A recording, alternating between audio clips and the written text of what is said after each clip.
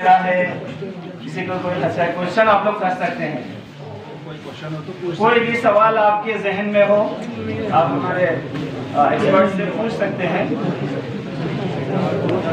आप बैठे रहेंगे, मेहरबानी कर मुमकिन से गुजारिश है बैठे रहेंगे। कोई सेशन वगैरह किसी का कोई क्वेश्चन हो तो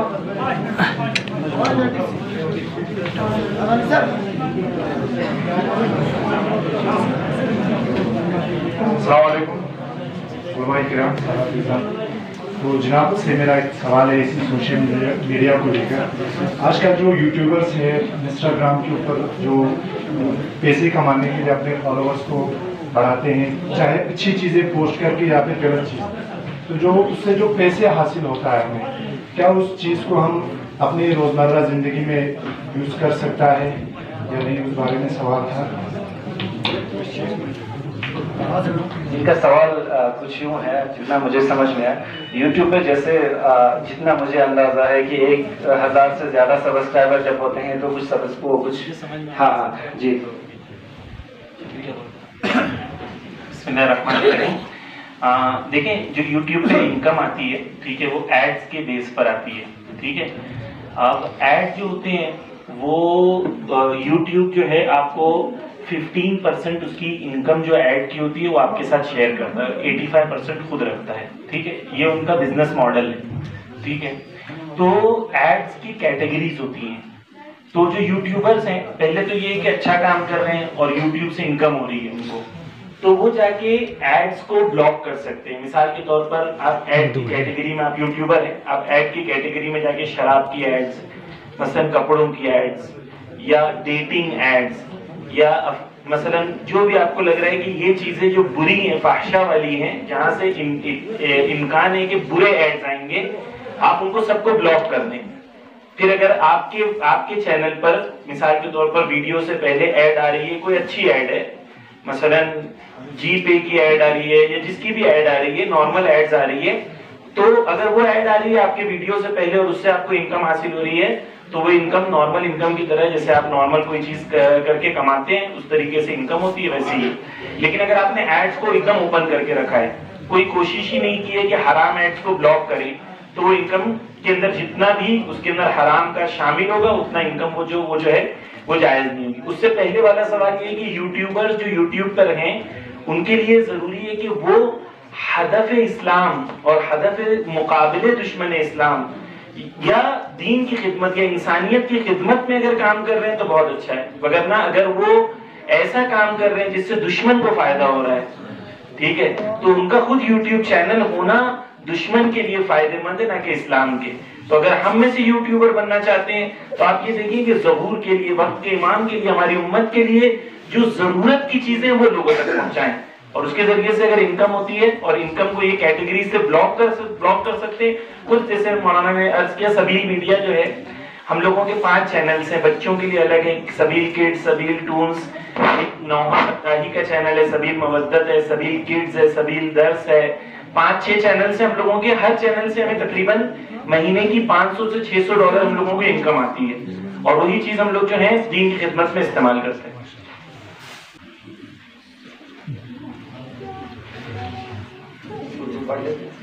पढ़े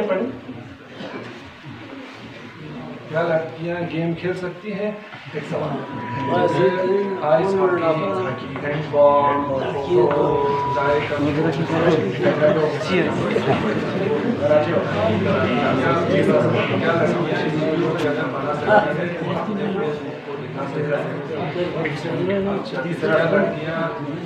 यूट्यूब पर या गेम बन सकते हैं,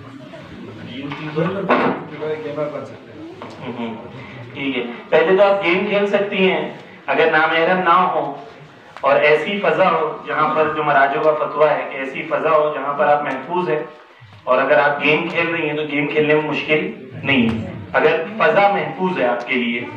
मिसाल के तौर पर ईरान में अगर शुमाल घूमने जाते हैं वहां पर, तो लड़कियां क्या बीच पे जा सकती हैं बगैर कपड़ा पहने? आपका क्या जवाब होगा? नहीं, लेकिन जा सकती हैं। उन्होंने क्या किया कि बीच के बीच से उन लोगों ने पूरा पर्दा लगा दिया यहाँ से वहां तक, और चारों तरफ से बीच को महफूज कर दिया है। लेडीज एंट्रेंस अलग रखा है, बगैर कपड़े की मेरी मुराद वो नहीं है, यानी बीच पे जैसे लड़कियां जाती हैं, ठीक है, पूरा एक फजा उन लोगों ने बीच पे सिर्फ खवातीन के लिए बना दी है। इसी तरीके से वहां पर मसलन कुंभ में गार्डन है, पार्क्स हैं, जो गार्डन की बड़ी बड़ी दीवारें हैं और वो गार्डन में खवातीन अपना हिजाब उतार के जाती हैं, वहां खेलती हैं। तो अगर ऐसी फजा है जहां पर आपका दीन महफूज है, जहां पर आप महफूज हैं और आप खेल रही हैं तो कोई मुश्किल नहीं है। लेकिन ऐसी जगह है जहां पर आप खेल रही हैं और जो नामहरम की निगाहें पड़ रही हैं और खेलने के वक्त आप जाहिर तौर पर ऐसा है कि आप जानते हैं कि नामहरम की तरफ अट्रैक्शन होगा, तो ऐसी जगह से आप महफूज रहें। जहां तक सोशल मीडिया पे काम करने की मुराद है, देखिए आप यूट्यूबर बनना चाहते हैं, आप क्या चीज आपके पास है जिसके जरिए से आप लोगों तक चीजें पहुंचाना चाहती हैं। मिसाल के तौर पर आप एक आलिमा हैं, आप एक टीचर हैं, आप एक प्रोफेसर हैं, आप YouTube के जरिए से हिदायत दे रही हैं, बहुत अच्छी बात है, आप दे सकती हैं। उसके अंदर शर्त यह कि अपनी आवाज को पतली ना करें, इतरा के बात ना करें, नॉर्मल जैसी एक औरत बात करती है उस तरीके से अगर आप बात कर रही हैं तो जाहिरन कोई मुश्किल नहीं। लेकिन आप YouTube पे ऐसा कंटेंट डाल रहे हैं जो आबकी है, जिसकी कोई वैल्यू नहीं है। तो एक औरत के लिए एक ऐसे कंटेंट के साथ YouTube पर आना जो उसकी शान और मंजिलत के मुताबिक ना हो, वो बेहतर नहीं है कि एक औरत ऐसे काम को अंजाम दे। जी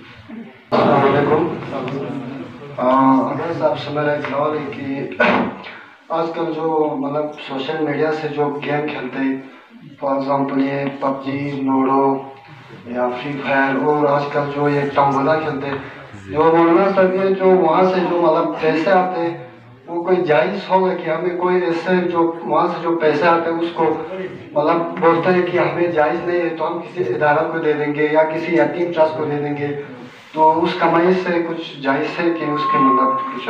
देखिए एक प्रॉब्लम है हमारे यहाँ, प्रॉब्लम का नाम है शॉर्टकट। हाँ, ये सवाल का असली जो सवाल है वो ये, क्या मौलाना शॉर्टकट से पैसा कमा सकते हैं, ये असल सवाल ये है, ठीक है ना। तो जो आदमी शॉर्टकट से जाएगा, अभी मुझे यहाँ से द्रास से करगिल जाना है, एक रोड है जो ऐसे ऐसे जाना पड़ता है, शॉर्टकट भी है, जंप मार के चला जाऊं, जंप मार के जल्दी पहुंचूंगा, लेकिन मैं नहीं पहुंचूंगा, सिर्फ जिस्म पहुंचेगा और बाकी कुछ नहीं पहुंचेगा। इस्लाम आपको मेहनत की ताकीद करता है, ठीक है।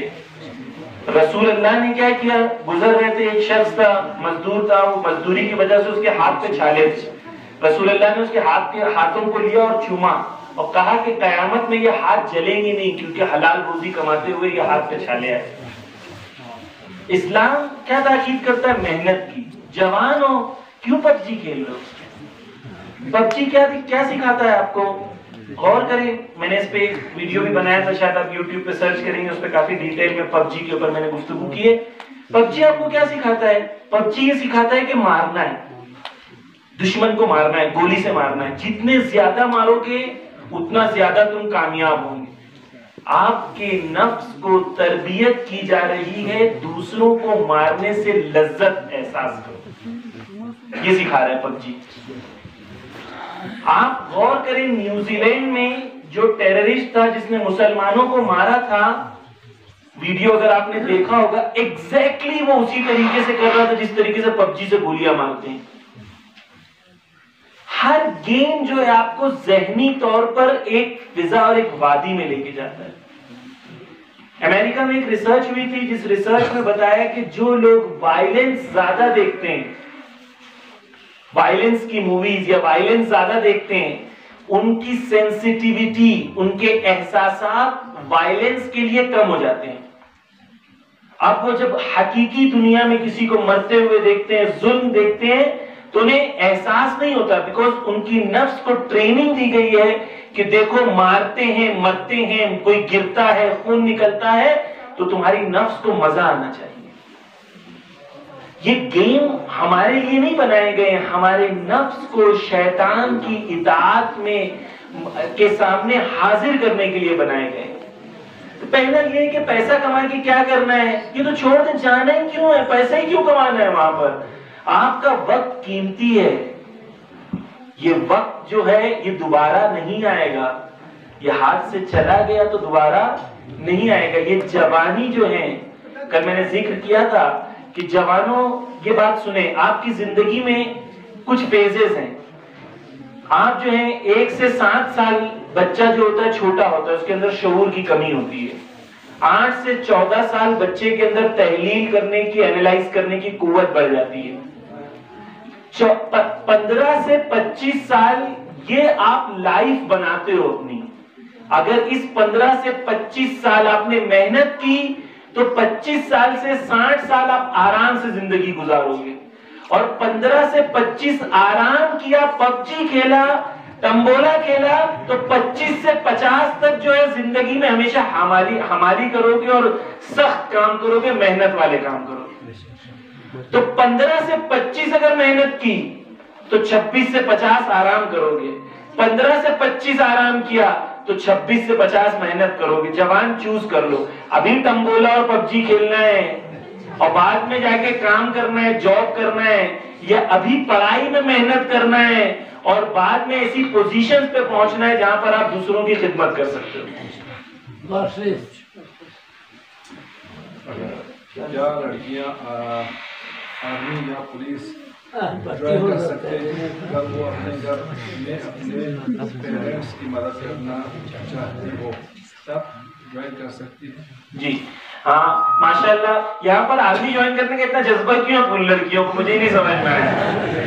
आप इमाम जमाना की आर्मी ज्वाइन करें, आप इमाम जमाना की आर्मी ज्वाइन करें, आप नस्लों की तरबियत करें, आपको बच्चों की तरबियत करनी है, आप अपने आप को कुदरतमंद बने, आप IAS ऑफिसर बने, आपको देश की खिदमत करना है। हम तो नहीं मना करते हैं आप देश की खिदमत नहीं करो, आप IAS ऑफिसर बनो।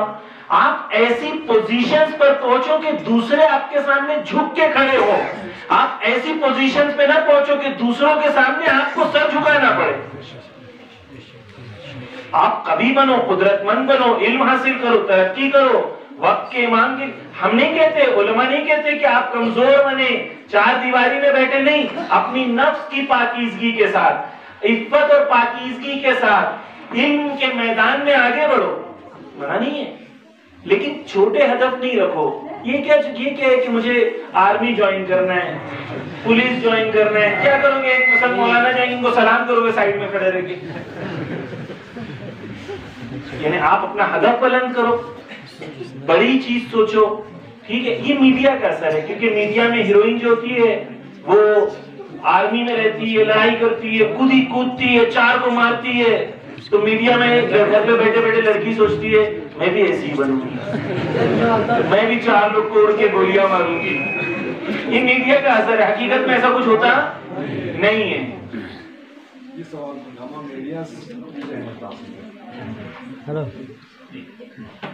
ये मीडिया हमारे जहनों को ऐसा बनाता है कि हम लोग ऐसा सोचने लगते हैं, हमारे रोल मॉडल्स बदल जाते हैं। क्यों हमारी बहनें ये नहीं कहती हैं कि मसलन मुझे एक मुज्तहिदा बननी है, मुझे एक आलिमा बनना है, ठीक है ना, मुरब्बी बननी है जी। हाँ, यानी मिसाल के तौर पर अगर मुसलमान और इस्लाम और ये सब छोड़ भी दें तो मदर टेरेसा बनना है कोई अगर कहे, ठीक है। आप इस मंजिल पर पहुंचे कि लोग आपको सलाम करें, आपकी खिदमत को देखें, लेकिन मीडिया क्या करता है? आइडियल रोल मॉडल को बदल देता है। आइडियल रोल मॉडल अभी मीडिया में कौन है? वो नहीं है जो नेक है, जो पाकीज़ा है, जो दूसरों की मदद करते हैं, जो खिदमत करते हैं। वो है जो अपना जिस्म बेच के सबसे ज्यादा पैसा कमाते हैं। वो रोल मॉडल्स हो जाते हैं। मीडिया का असर होता है, सबकॉन्शियस असर जहन पर होता है।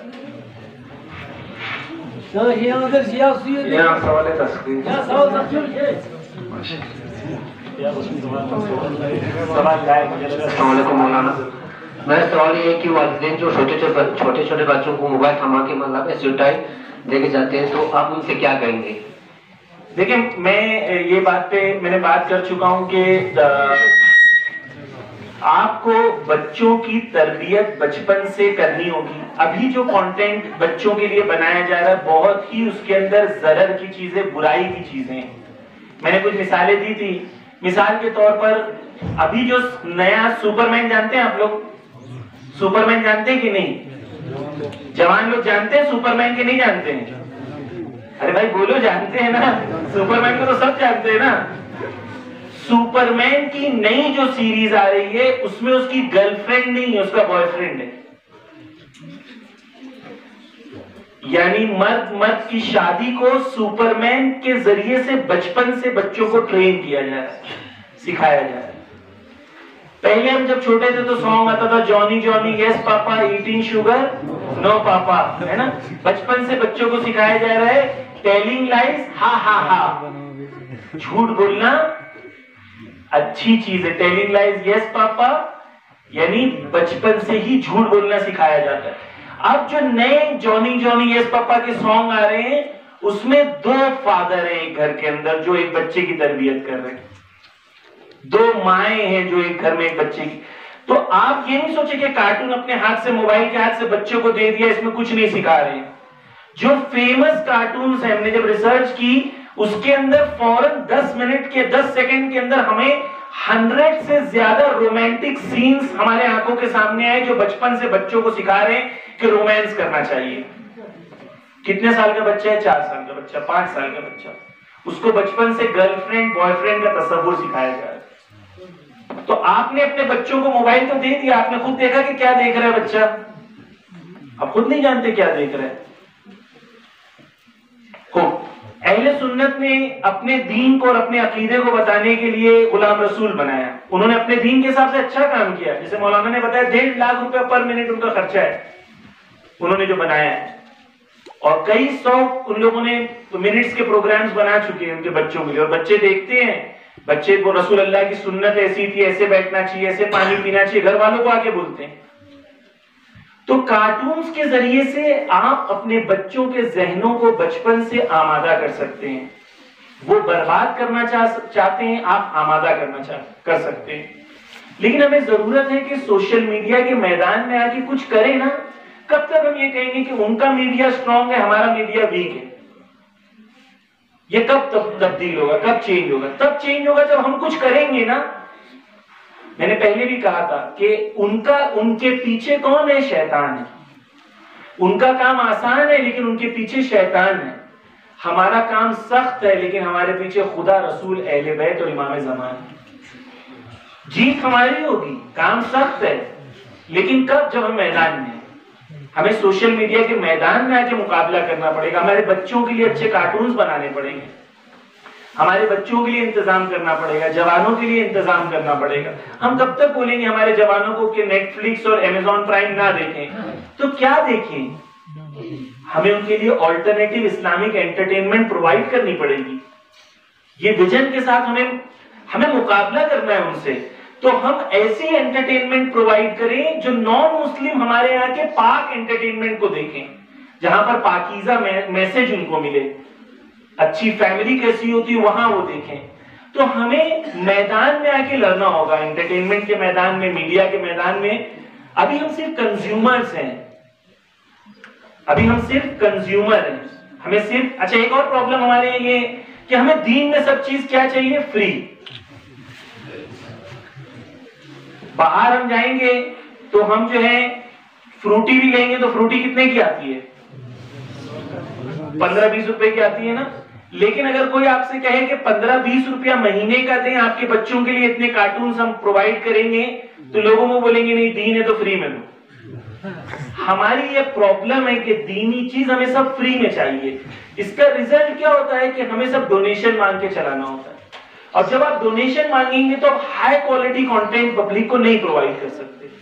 तो जब तक इस्लामिक एंटरटेनमेंट का तस्वुर नहीं आएगा, जब तक लोगों को ये एहसास नहीं होगा कि हमें एक इस्लामिक एंटरटेनमेंट की जरूरत है, तब तक ये इंडस्ट्री क्रिएशन नहीं होगा। एक लॉन्ग टर्म बातें हैं, लेकिन शायद आप लोग सोच रहे होंगे मौलाना ये सब क्या बातें कर रहे हैं। लेकिन ये है कि आइंदा में हमें, आज आपको नहीं समझ में आया, शायद 15 साल के बाद ये चीज समझ में आएगी, शायद 20 साल के बाद ये चीज समझ में आएगी कि हमें अपने लिए पाकीज़ा एंटरटेनमेंट क्रिएट करना होगा। आज नहीं करेंगे, 10 साल के बाद, 15 साल के बाद, लेकिन करना होगा।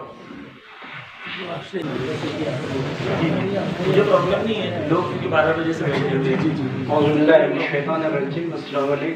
आज सबसे सवाल है कि और एक चैनल है चैनल विन, तो उसमें क्या हम हुम्स वहाँ जो जमा करते हैं वो यहाँ से हम उसमें दे सकते हैं, क्योंकि वो इस्लामिक चैनल है और खासकर हमारे ही चैनल है, और उसमें जो कार्टून दिखाया जा रहा है वहाँ हम बच्चों को दिखा सकते हैं, वो उसमें इस्लामिक है क्या, उसमें हम खुम्स दे सकते हैं कि नहीं?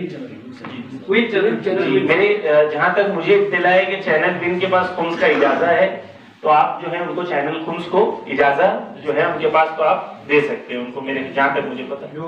हाँ, अच्छा काम करते हैं। विन चैनल हमारे अलिमान चैरिटेबल ट्रस्ट चलाते हैं, और उसमें जो है गैर इस्लामी चाहे कार्टून हो, एड्स तक वो लोग नहीं लगाते हैं। जहाँ तक गैर इस्लामी उसमें पैगाम होंगे वो एड्स बिल्कुल नहीं लगाते हैं। और वहाँ उनके पास आयतुल्लाह मकारिम, आयतुल्लाह सिस्तानी, आयतुल्लाह कोई, आयतुल्लाह खुमैनी, आयतुल्लाह रहबर माज़म का भी सब तमाम मराजी का उनके पास वो इजाज़तनामा है जो देना चाहते हैं। जी, उनका ऑनलाइन आप सर्च करेंगे तो उनके ऑनलाइन बैंक डिटेल्स भी हैं, और अगर चाहिए तो मौलाना से, यहाँ दोस्तान से भी आप उनके बैंक डिटेल्स भी ले सकते हैं। शुक्रिया। और सवाल है किसी? हमारे आज के मजलिस के सदर के जो कलमात थे उसको थोड़ा मुख्तसर करना चाहता हूँ, क्योंकि उन्हें अवाम में एक उम्मीद जगा दें कि आप यकीनन इमाम ज़माना हमारे हैं, तो अगर यकीन रखते हैं, आप सिर्फ दिल से यकीन रखते हैं तो माशाअल्लाह आपकी कामयाबी है। तो अल्लामा इकबाल ने भी कहा है, नहीं है नाउमीद इकबाल अपनी कश्त वीरां से, नहीं है नाउमीद इकबाल अपनी कश्त वीरां से, ज़रा लम हो तो ये मिट्टी बहुत ज़रख़े से साकी। अपने आप में थोड़ा सा यकीन पैदा करने की ज़रूरत है, थोड़ा सा मेहनत की ज़रूरत है, और इल्म के हथियार को अपनाने की ज़रूरत है, तो इंशाअल्लाह कामयाबी हम सबकी यकीनी है। तो ज़्यादा वक्त न लेते हुए मैं आज के तशक्कुर के लिए जनरल सेक्रेटरी सईद अब्बास को मदद करना चाहता हूँ।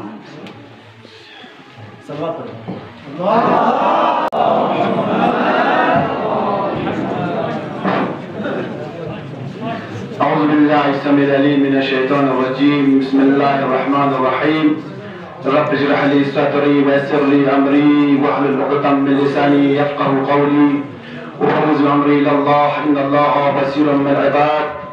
मिल नहीं सकता खुदा उनका वसीला छोड़कर, मिल नहीं सकता खुदा उनका वसीला छोड़कर, गैर मुमकिन है कि चढ़े छत पर जीना छोड़कर, गैर मुमकिन है कि चढ़े छत पर जीना छोड़कर। सदर मजलिस आफ्ताब शरीयत आली जनाब सदर इस्लामिक स्कूल शेख नाज़ुल महदी मोहम्मदी साहब, और नायब सदर आली जनाब शेख गुलाम अली नजमी साहब, अरकान इस्लामिक स्कूल शेख अली नकीब मुबल्लिग साहब, और यूथ हमारे इस्लामिक स्कूल के रिप्रेजेंटेटिव लियाकत अली साहब, और हमारे चमकता हुआ सितारा हमारे बड़े के हिंदुस्तान के एक आलिमुद्दीन जो काफी दिनों से हमारे इस खत्ते लद्दाख में तशरीफ आवर होकर हमारे दरमियान हमारे दीन की बातें हमें शेयर कर रहे हैं, जो हमें इस दौर की जरूरत है। आली जनाब सईद मौलाना सईद ज़मीर अब्बास जाफरी साहब, और हमारे दर तबलीग फराज की आन बान शान इमाम जुम्मा वल जमात आली जनाब शेख हुसैन खान रामो साहब, और हुज़ार मजलिस जवानों पर्दनशीन माँ बहनों, अस्सलाम वालेकुम।